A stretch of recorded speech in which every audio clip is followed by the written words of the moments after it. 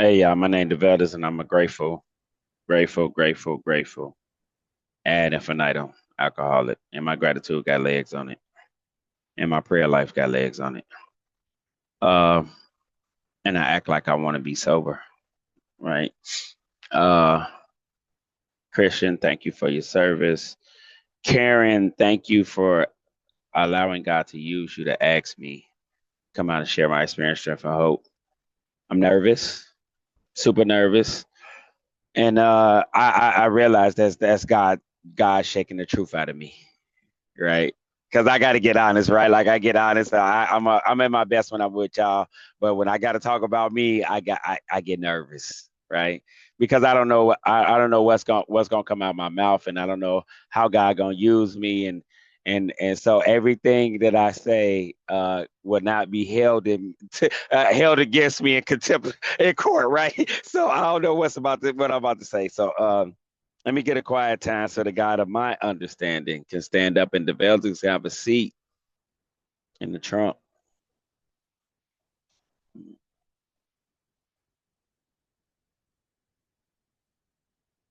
God, I thank you for everything you've given me. I thank you for everything you've taken from me. And I thank you for everything you've left me. That will not must be done. Once again, my name is Devaldis, and I'm a grateful alcoholic. Grateful to be sober. I got a God given separation date, assignment date,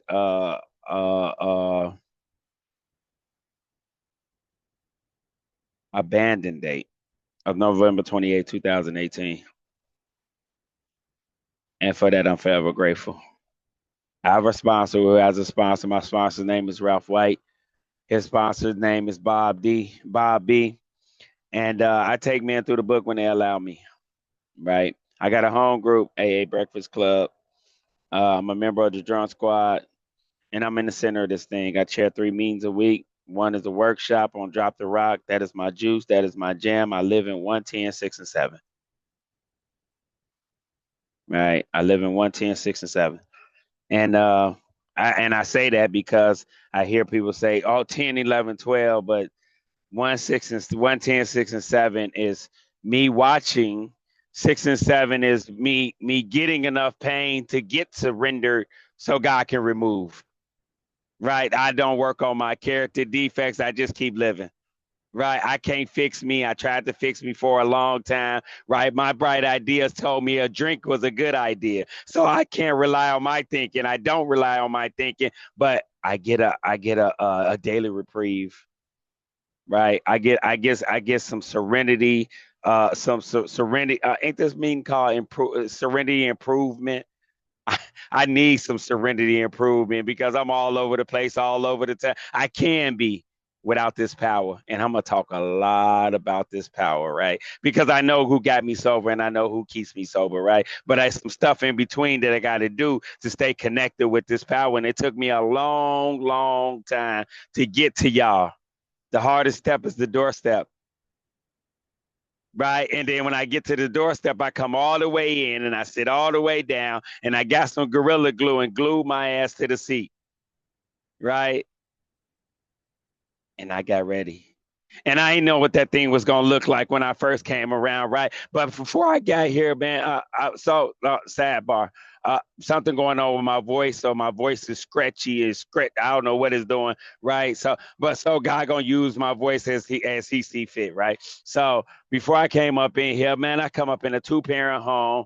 Uh, uh, so that is strange for where I come from. I come from the hood. We on the block. Like a 2 parent home is rare where I come from. It's either the mother and sometimes the dad, right? So I felt that when I was coming up, I felt weird when I have both my parents and I go over my friend's house and they only got their mom. So I felt different from everybody, right? Coming up, I felt different, and my parents were disciplinaries. They disciplined me, right? And when they disciplined me, they used to say, they used to my mom used to whoop me with the belt. My mom used to whoop me with the extension cord. My dad used to whoop me with the belt. right? And he'll say, and both of them will say, we doing this because we love you. So I equated love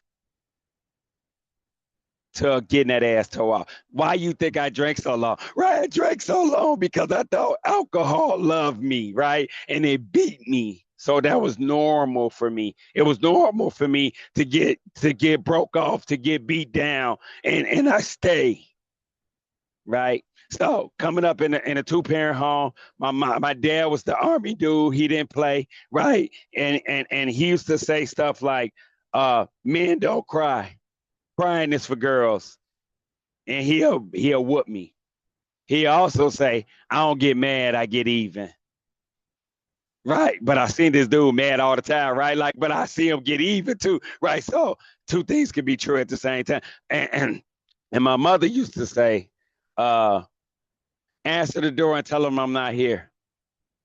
And I answer the door, and I say, my mother says she not here, and she'll whoop me, right? So I'm confused. I can't differentiate the truth from the false, right? So I took on this road of being dishonest, and I started lying because I found that when I lied, it got me out of a lot of trouble. When I started being dishonest, I can get away with some things that I normally wouldn't get away with by being honest. And then I started this road of separating myself from my parents because I didn't want to be at home. I didn't like the house, right? I got three brothers, right? Like and one of my brothers is deceased, but in this household, it was a lot of control. It was a lot of fussing. It was a lot of fighting. It was a lot of drama. But it was no alcohol. My parents never seen my parents drink. I've never seen my dad get drunk. I've never seen my mother drink. So I didn't come up in an alcoholic home, right? But I seen the alcoholism in the home, the restless, irritable, and discontent. I seen all that in my house. And I couldn't identify. I didn't know what it was. I just know I didn't like it, right?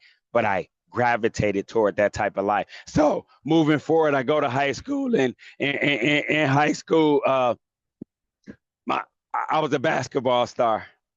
Right. I played basketball, and then I got a D in swimming, and my dad took me off the basketball team. Second resentment. First resentment was when I was supposed to be in a Michael Jackson commercial, and my dad made me late. That's my first resentment, y'all. I had the zippers, I had the red jacket, I had the look. I was trying to. That was my idol, right? I love Michael Jackson. And my dad made us late because he always waited to the last minute. And then my parents argued for months about that. Right. So I go to high school and I start playing basketball, and I'm scoring 23, 24 points a game. The coach loving me. And I get this D in swimming. I don't like swimming. I don't like water. I ain't even like taking showers at the time. I was a 13, 14-year-old. You know what I'm saying? I don't like showers. So I didn't like swimming. And I got that D, and my dad said you can't play basketball. So you know what I did? I went into self. I went into fear. I went into anger. All these things start cropping up in me, right? I'm not good enough, right? All these things start showing up at an early age, and I know that this thing up in me was brewing for something. It was opening up a void up in me, right? So I started looking for things. I started looking for things outside of me, right? I started looking for. Oh, I found her. That was it. That was my solution, right? That was my first addiction. Her. When I found her, that's it. I don't need nothing else. And then she broke my heart. She had sex with my best friend. I'm not good enough, right? Rejection, abandonment, right? So moving forward from there, I started searching for some more things, and I found the block. I found the hood. I started selling drugs. I become a man on the block, right? On my block, uh, can't nobody come around here and sell nothing without my permission. That's how I ran the block. Why do you think it's so hard for me to give up control? I didn't find that out till later about working the steps, right? I played God on the block. This is my block. You can't do nothing unless I give you permission. Hmm. So moving forward, I find myself selling drugs, and then I get caught, and I go to prison for the first time. And in prison, I did 3 years. I did 3 years in prison, and I ran into my first sponsor. And he tells me, "You sold drugs wrong, little dog. This is how you should have sold drugs."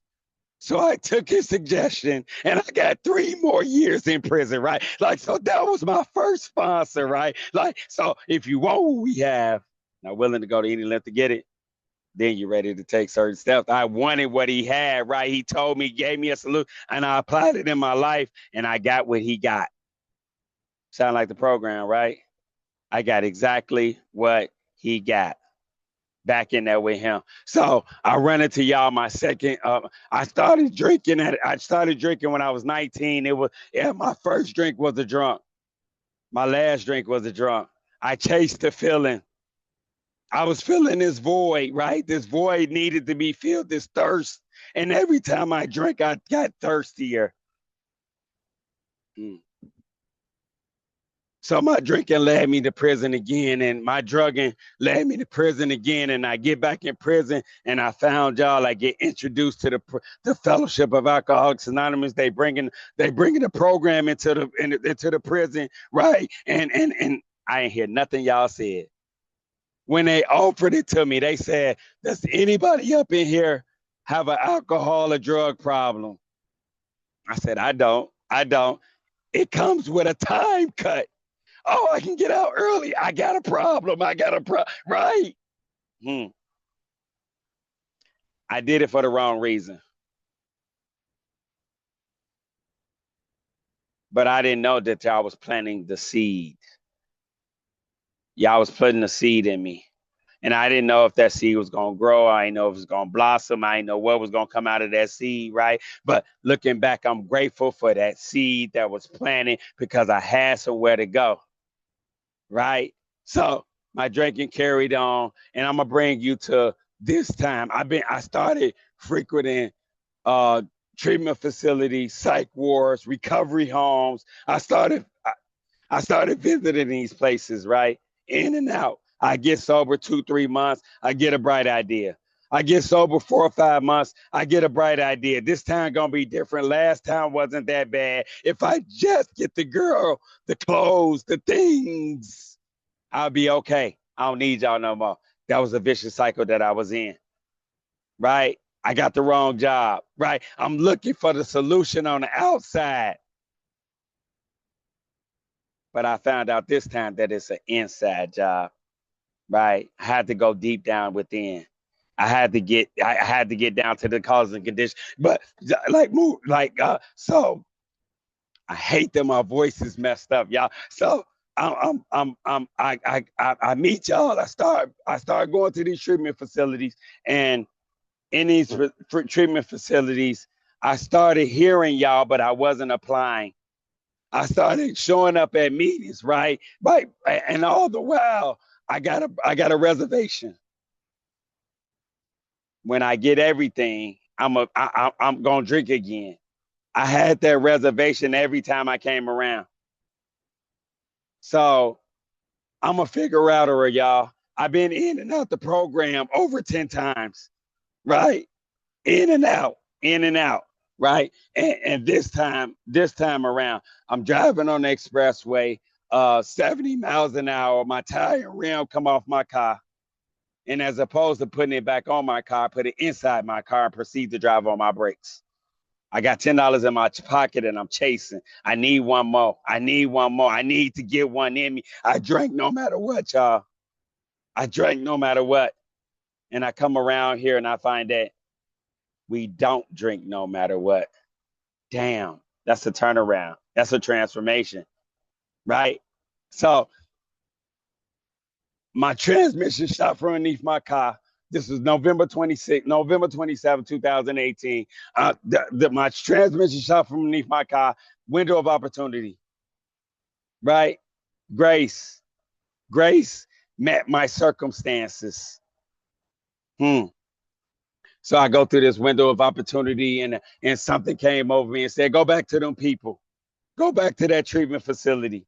And I didn't want to because guilt, shame, and remorse, what y'all gonna think about me, was there. But I did it anyway. I did it anyway, y'all. So in order to get to this treatment facility, I had to take a train and 2 buses.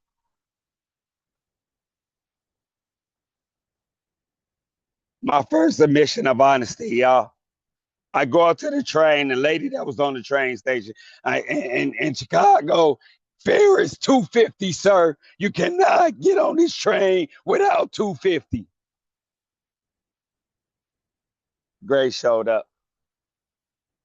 I tell the lady, I give her, I tell her, I'm trying to get to this treatment facility, and can you please let me on this train? And you know what she said? Go ahead, baby. I'm going to pray for you. Look at God doing for me what I couldn't do for myself. Right? I didn't know if I was going to be sober this time. I didn't know if this was going to work. Right? But I took the action. I became willing. Right? How do I become willing? How do I get the desire to stop drinking? By keep drinking.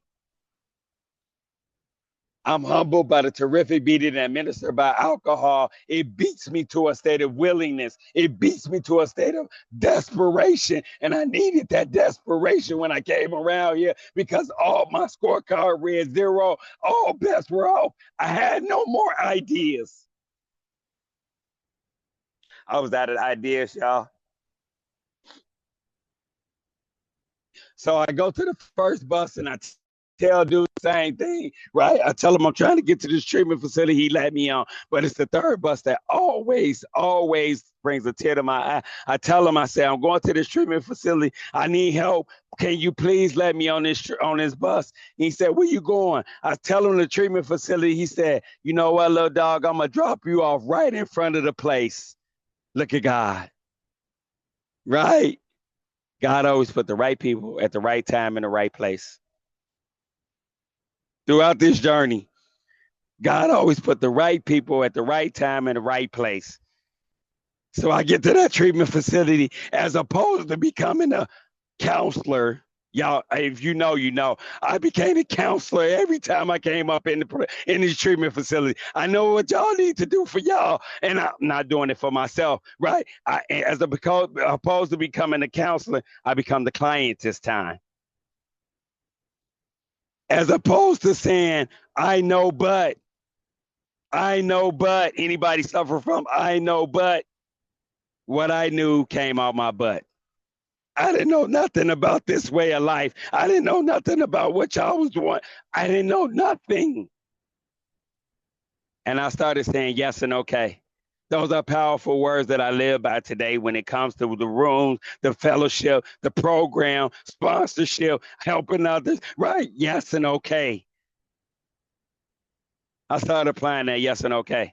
And things started to happen, right? So I go to this other, I get to this other recovery home, and in this recovery home, they started bringing meetings in, right? And in these meetings, there was these guys that was coming up in there. They was showing up, they was showing up, right? I wanted what they had, but I really didn't want what they had. And this dude came up to me and he said, don't you want what we got?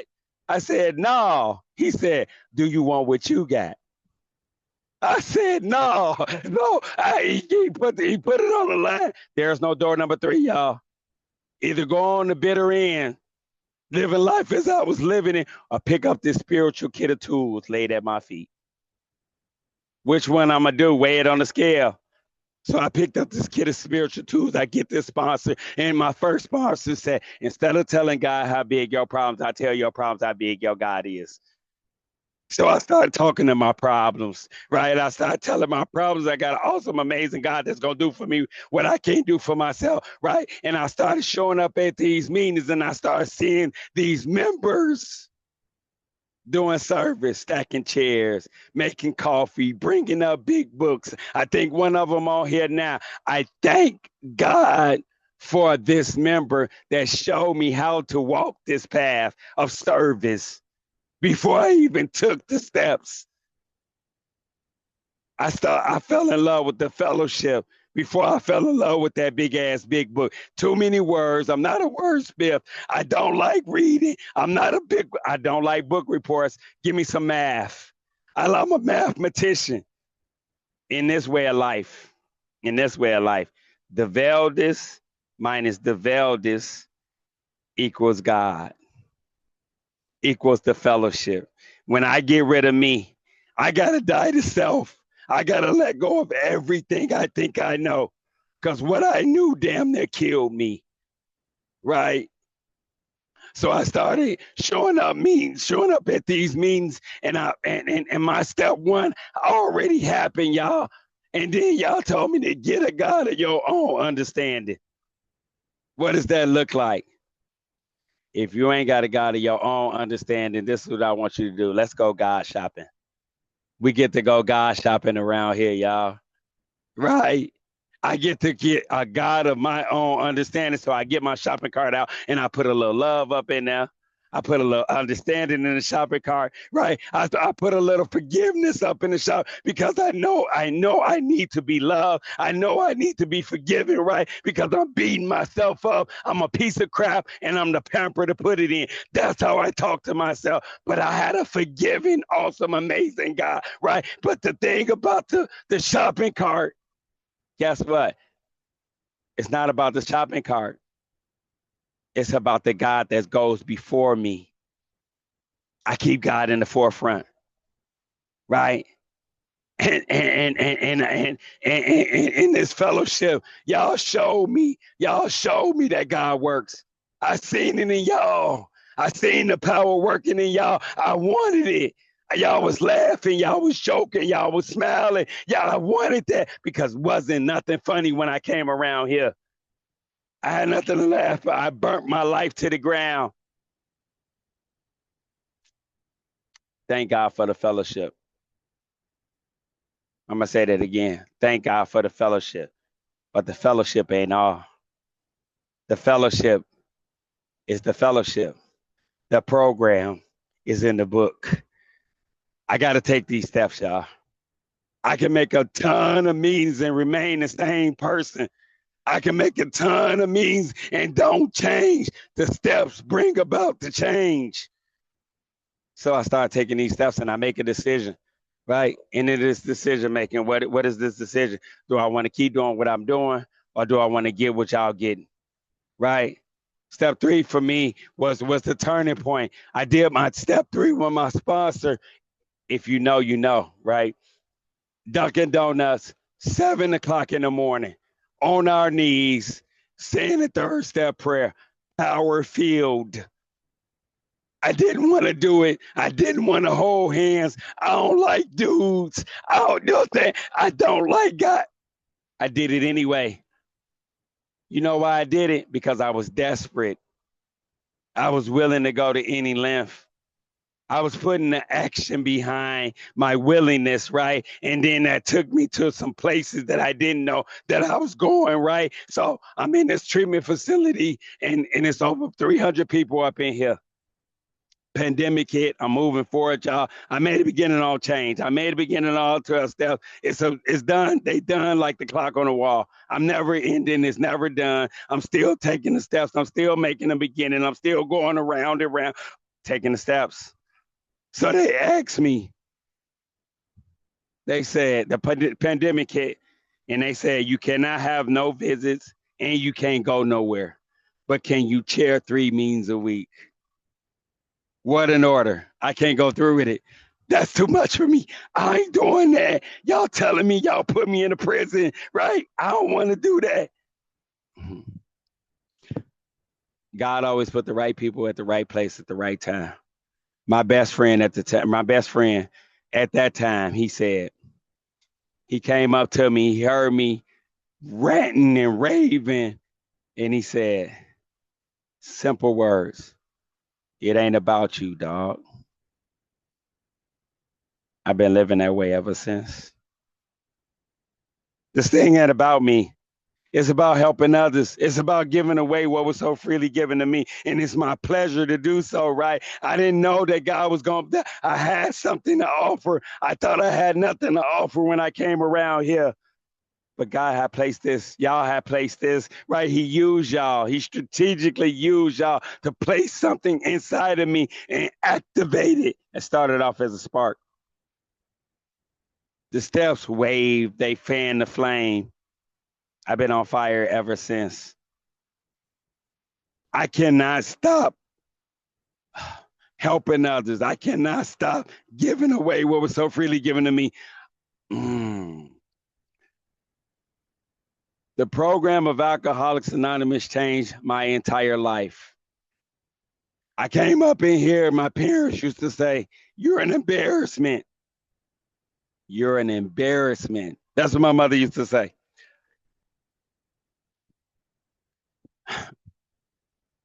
On my mother's dying bed, she said, "You're the best son I got." I can't make this stuff up, y'all. Things happen all in between. My dad, the same dude that told me men don't cry. Crying is for girls. I made this amends with this dude. He never hugged me. He never touched me. He never gave me the pats on the back or the attaboys or none of that. I made this amends. And he said, "Keep doing what you're doing, son," as a tear streamed down his face. Look at God. Following the principles, taking action, right? When I don't want to do something around a program of Alcoholics Anonymous, I do it because I know the results are prodigious. I get outside of me. I let go, right? The whole program is based on me getting out the way. Get out your own way. I found that out the hard way. The more I'm in the way, the more I'm blocked, right? I'm gonna give y'all a little story about fourth step, and I love this story because it relates. This is recent. This is current, right? So, a month and a half ago, I was feeling real sick, and my stomach I was feeling queasy. I was always feeling nauseous, and I didn't know what was going on with my stomach. And I go to the hospital, right? I go to the hospital and I tell them my issues and she said, "You want me to do a CT scan?" I said, "I don't know. You the doctor. You tell me, right? You tell me what you want to do." They do the CT scan and they give me the results and they give me a prescription. She said, "Go put this prescription in. It's for Miralax." Hey, so she gave me a laxative, right? So in other words, she was telling me, "You full of shit," right? Fourth step, full of I'm full of it. In order to get down to the causes and conditions, I got to get rid of this stuff that's blocking me, that's in the way, that's standing in in the way between me and you and me and God. How do I do that? First two columns, I get to point the finger. I get to do what I've been doing. Look at y'all. Y'all the problem, right? If you having a problem with the fourth step, it's real simple. Do what you do in the first two columns. Third column, I find out what causes these things. Hey, the fourth column. This fourth column.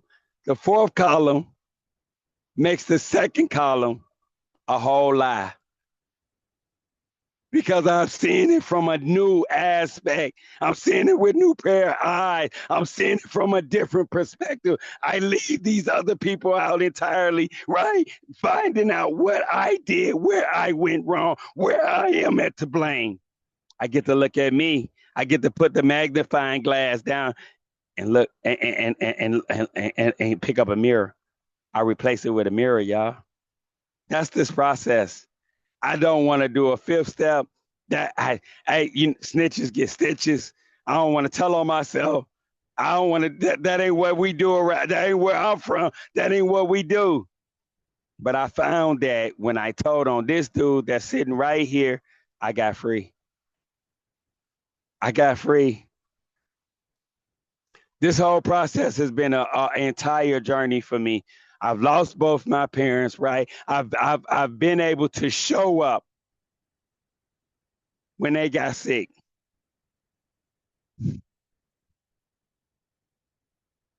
I'm still grieving. I'm still grieving. I got a brother that's an alcoholic that can't show up. He can't show up because he under the lash of alcoholism. What can I do? Pray for him. I tried to beat him sober. I ain't know no better. Right? I tried to beat him over the head with the big book. I tried to pray over him. I tried to beat him over the head with the guy. Probably know him about could I relieve our alcoholism. But God couldn't would if he was so. So I started seeking God through this process, right? Me and my little brother, I don't know when he gonna get this thing. I made amends with him, right? Recently. As we're both crying, still trusting the process, as we're both crying, he said, how can I get what you got? Look at God. The seed is planted. That's all I gotta do. I'm out the way, y'all. I don't know what the outcome gonna be, but it's in God's hands. I leave it there. I trust the process. I trust what y'all told me to do. Trust God, clean house, help others. That's the process. What my life look like today, man? I got a slew of stories that I can go through. My voice is throwing me off because I can't get it out like I want to. Right? I'm excited about recovery. Right? I'm on fire about recovery. It's there.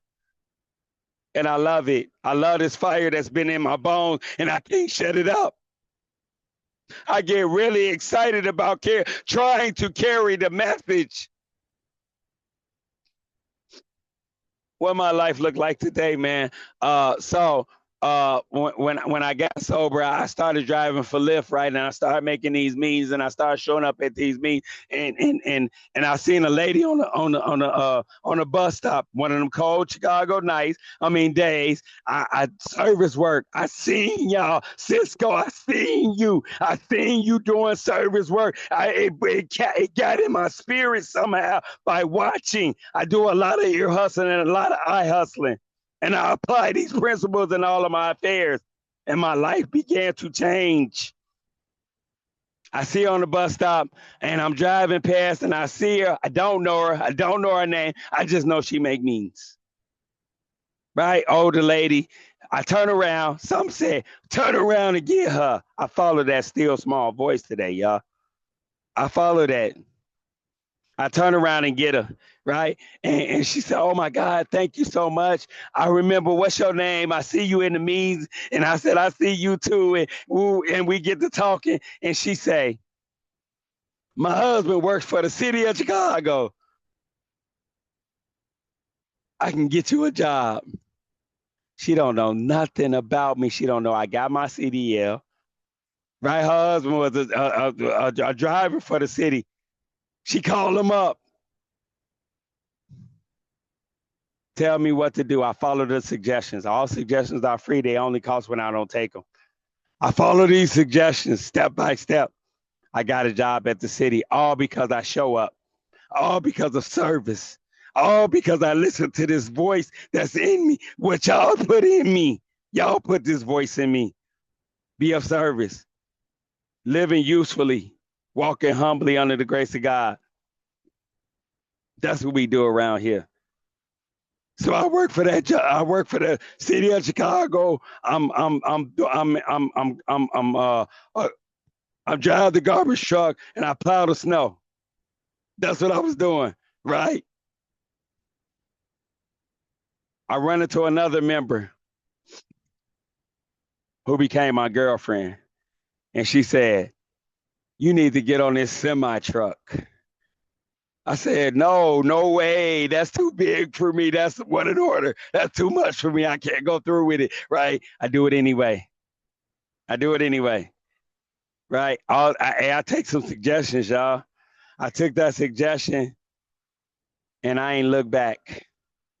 I drive this semi truck all over the world, carrying the message, doing service for others. I go into the gas station and I try to make the room light up through me. Good morning, everybody.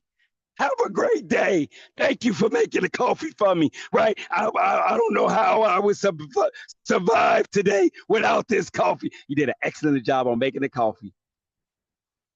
See, people need to hear that. We don't know what people going through. So we carry the message. We be the example. That's what I try to do. I'm not here. I don't come up in here to put on a show. I'm here because my damn life depends on it.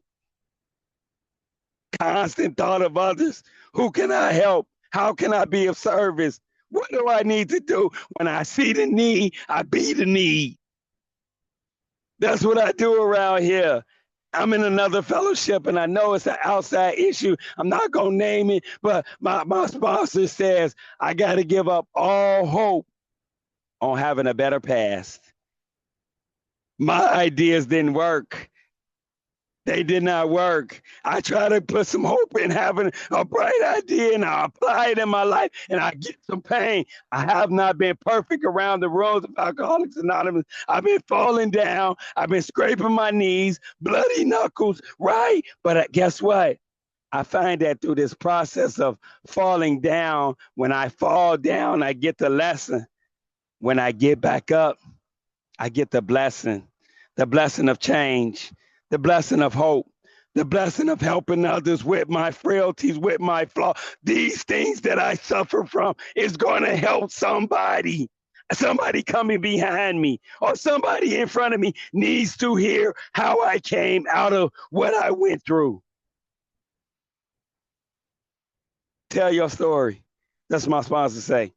Tell your story. We storytellers around here, y'all. That's what we do. We talk about what we used to be like without God, restless, irritable, discontent, chaos agent. I'm talking about liars, deceiver, design. I'm talking about all this without God. What happened? Grace, mercy, surrender, honesty. This is what happened, what I'm like today with God. Perfectly imperfect. Human being, best version of myself right here, right now. Check this out, y'all. This is the hit for me. I'm the best version of myself, and I'm an unfinished product. I'm always growing. This is the thing about this fellowship. I find that through this process, I think I can stop taking the medicine. Right? Y'all gave me my diagnosis. Y'all gave me the prescription. Y'all gave me my diagnosis. Once I start, I can't stop. I'm powerless. That's my diagnosis. I can't. Once I start, all bets are off to the races. Green light go, and I'm mashing through, and I'm driving through red lights. Y'all gave me the prescription. Take the 12 steps. Take the 12 steps. And I started taking the medicine. Right? When I take the medicine, I get this from, I get a lot of information from my sponsor and I apply it in my life, right? I apply it and I give it back to y'all, right? He said, I think I can stop taking the medicine because the cough leaves, but I still got the sniffles. I'm going to always have the sniffles, y'all. So I got to keep taking this medicine one day at a time, one moment at a time, one breath at a time. I can't not take the medicine because I get sick when I stop taking the medicine. The thing about taking the medicine, right? My badly mangled, my bottom becomes the medicine. That's the program we got up in here, right? That's my 12 step becomes somebody's first step. that ain't never witnessed this process of uncovering, discovering, discard, that never witnessed the process of giving freely. I do this stuff for fun and for free. Freely given, right? My kids, I just left my kids on. I be on the road 3-4 weeks at a time. My kids, oh my God, they are so adorable. They become, my kids are God seeking, Devaldis seeking missiles. When they see me, right, they come and they, daddy, daddy, daddy. Oh my God, it's so empowering, right, for me, because I couldn't show up. I wasn't able to show up under the lash of alcohol in my cups. I could not show up. Today, I get to show up every day. My daughter's graduating kindergarten, right? Every single day, every time I talk to her, every night, she say, Daddy, you still coming home for my graduation? They want me there. The same people that I thought wanted nothing else to do with me. I find that when I change, everything around me changes. I ain't got to change. I can't change nobody. I can't change pronouns, right? All I can do is change me. And I don't even do a good job of that. I need help. So I hear people say, oh, I hear people say, uh, I got to do the next right thing. Do the next right thing. I got you. Thank you, Christian. Step 3 tells me how to stop doing the next wrong thing. I got to quit. First of all, we got to quit playing God. It did not work. I got to stop doing the next wrong thing in order to do the next right thing. That's a process. It's not an overnight matter. I've been living this way for 49 years, y'all. I've been practicing this way of life for 7 years. I weigh it on a scale. My 49, I cannot rest on my laurels and think I'm gonna be okay. I got some accomplishments. I've done some things around the rules of Alcoholics Anonymous. I've been places, but I don't let the life that AA gave me get in the way of my AA life.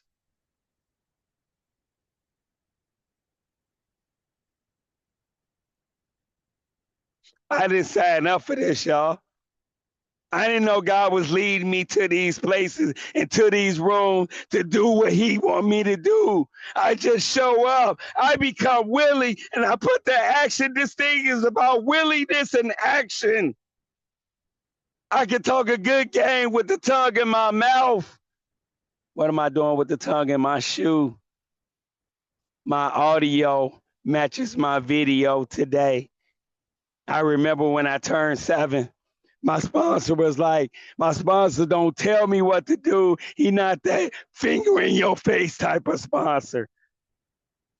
But he had to do an OG call. He said, Devaldis, I'm going to need you to stop being messy. Because I got some residue. I got some street in me. I brought it into the room. I'm going to be honest. I brought some stuff up in here with me. And I didn't want to let it go. When I get sick and tired of being sick and tired, I've been that for a long time. Matter of fact, when my tire get tired, that's when I change. My tire had to get tired, right? And I started changing. And I stopped doing the things that I normally would do. And I started really practicing these principles. I got an awesome prayer and meditation life. My 11th step is on point, is on beam. I don't do it perfectly right, but I do it. I wake up every morning and I acknowledge the presence. Every single morning before I push this pedal on this truck, I get on my knees and I take time apart for me and my creator. And then my meditation process is through song. I listen to a lot of inspirational songs and I get my spirit fed, right? And this is how this thing works. I listen to a song that says, God, take my wheel. Take my life and transform it. Take my will and conform it to yours. That's this process. Get your ass out the way. I had to learn to get out the way. I had to the more I take my hands off my life, the rest of my life becomes the best of my life through this process of change, of growth, of evolving, of learning. And I'm talking about I'm steady learning, y'all.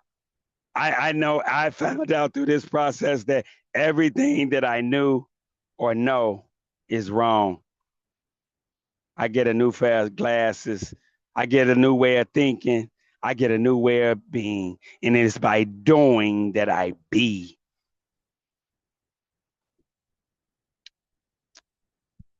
I'm going to close with this, y'all. My life is amazing, right? Even with the breakup of the girl and we, you know what I'm saying? All that type of stuff, right? I can be okay even if we not okay, right? I got some tools up in here, y'all. So I'm going to tell you, new friends, come all the way in, sit all the way down, get some Gorilla Glue, glue your ass to the seat and get ready for the ride of your life. Your life will change if that's a huge two-letter word. If you want what we have, if you're willing to go to any lift, if you persist, all sorts of remarkable things will happen. I'm a satisfied customer of this way of life. I'm a satisfied customer of the God of my understanding. I'm a satisfied customer of this fellowship, this worldwide fellowship we call Alcoholics Anonymous. With that, I stick and stay. I love each and every one of y'all. Thanks for allowing me to share.